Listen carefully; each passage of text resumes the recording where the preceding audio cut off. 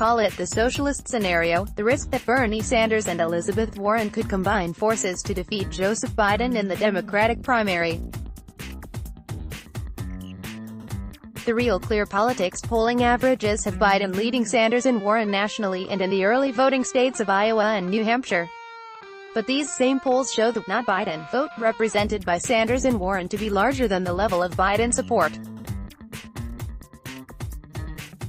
If that vote were combined rather than split, the socialist scenario says, it could result in a Democratic presidential nominee who is either openly socialist, like Senator Sanders, or an ideological ally of Sanders, like Senator Warren, who says she is a capitalist but who is campaigning with a call for an annual wealth tax and for what she calls big, structural change. The possibility is generating concern from Americans who are more cautious about big, structural change.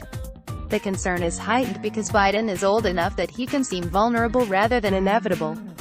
As is often the case with socialism, however, the fantasy is some distance from reality.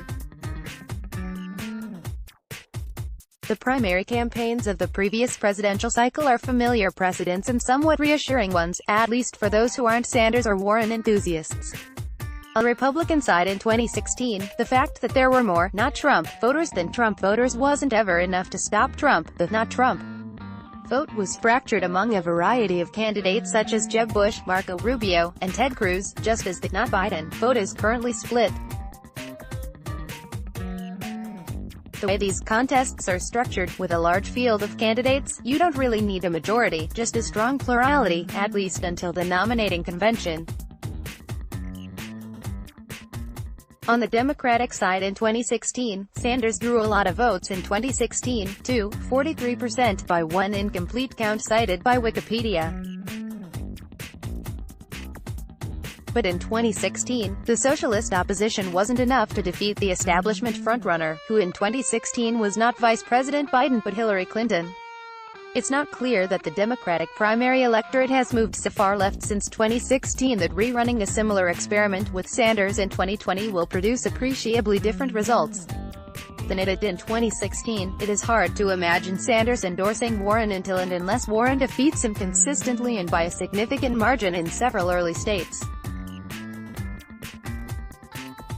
Similarly, it's difficult to see what Warren would get from throwing her support to Sanders.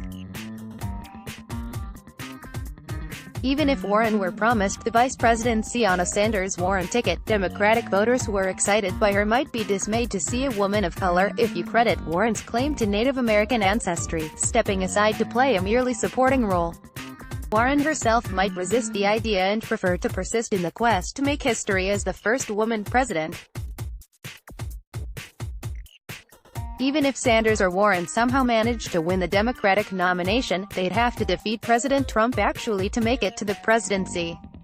That wouldn't be easy. An incumbent president running for re-election hasn't been defeated since Bill Clinton beat George H.W. Bush in 1992.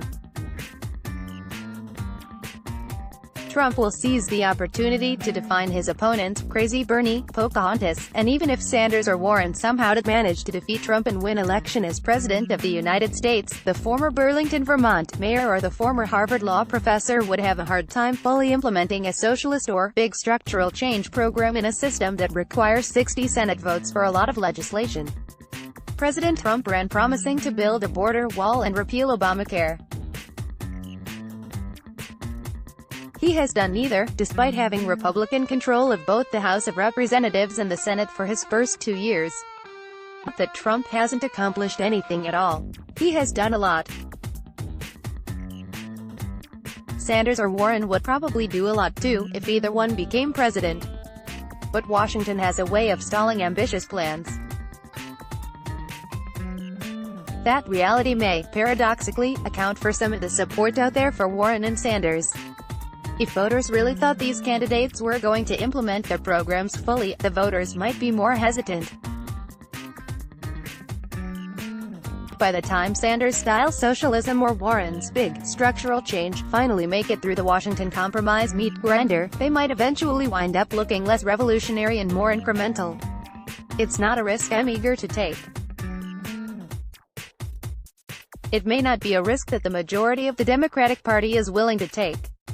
But Trump sympathizers may be consoled that some of the same factors, Congress, the deep state bureaucracy, entrenched special interests, that have hampered Trump could provide some brakes or guardrails if the socialist scenario comes to pass and Sanders or Warren wind up in the Oval Office. Let's block ads. Why?